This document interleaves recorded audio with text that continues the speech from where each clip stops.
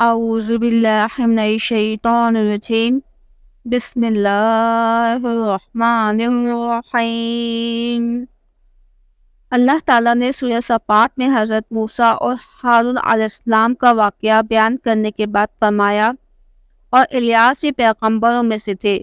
جب انہوں نے اپنی قوم سے کہا کہ تم ڈرتے کیوں نہیں؟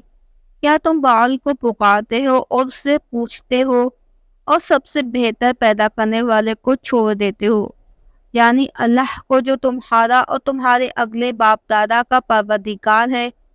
تو ان لوگوں نے ان کو جھٹلایا تو وہ دوزخ میں حاضر کیے جائیں گے۔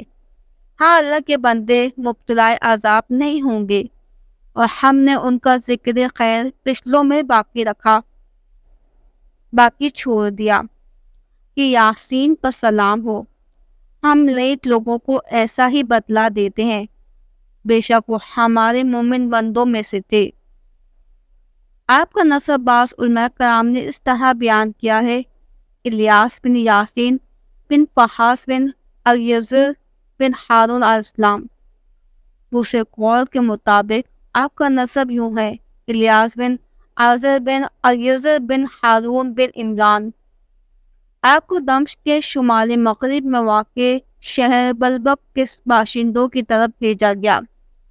آپ نے انہیں اللہ کی طرف بلایا اور انہیں تلقین کی کہ اپنے بت بعل کی پرستش کرنا چھوڑ دیں۔ آپ نے انہیں فرمایا، کیا تم اللہ سے ڈرتے نہیں؟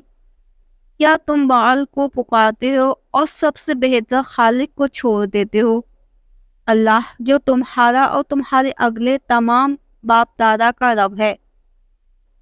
لوگوں نے آپ کی تقسیم اور مخالفت کی، آپ کو شہید کرنے کا ارادہ کر لیا، حتیٰ کہ آپ ان لوگوں کو چھوڑ کر چلے گئے اور روپوش ہو گئے۔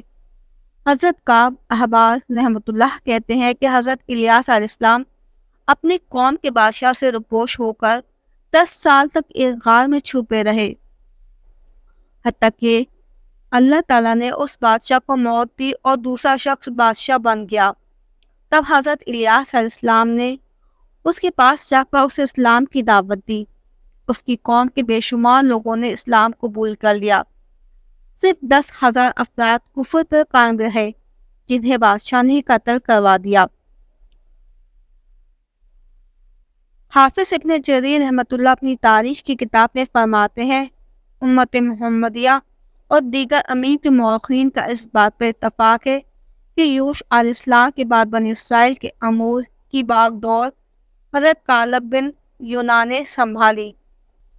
حضرت کالب حضرت موسیٰ علیہ السلام کے ایک ساتھی اور آپ کی ہمشیرہ محترمہ مریم کے خاوند تھے۔ آپ اللہ سے ڈرنے والے 2 مومنوں میں سے ایک ہیں۔ دوسرا مومن حضرت یوش علیہ السلام ہے۔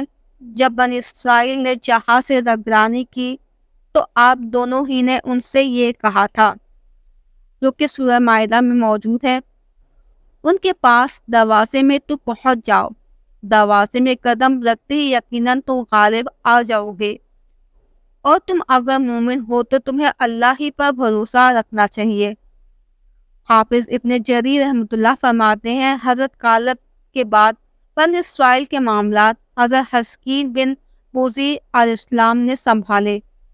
آپ نے دعا کی تو اللہ تعالیٰ نے ان ہزاروں لوگوں کو زندہ کیا جو موت کے ڈر سے اپنے گھروں سے نکل گئے تھے۔ انشاءاللہ حضرت حسکین علیہ السلام کے متعلق ہماری اگلی ویڈیو میں بیان کیا جائے گا۔ اگر آپ حضرت حسکین علیہ السلام کے متعلق جاننا چاہیں تو اس ویڈیو کو بھی ضرور سنیے گا، تاکہ آپ کے علمی معلومات میں اضافہ ہو سکے۔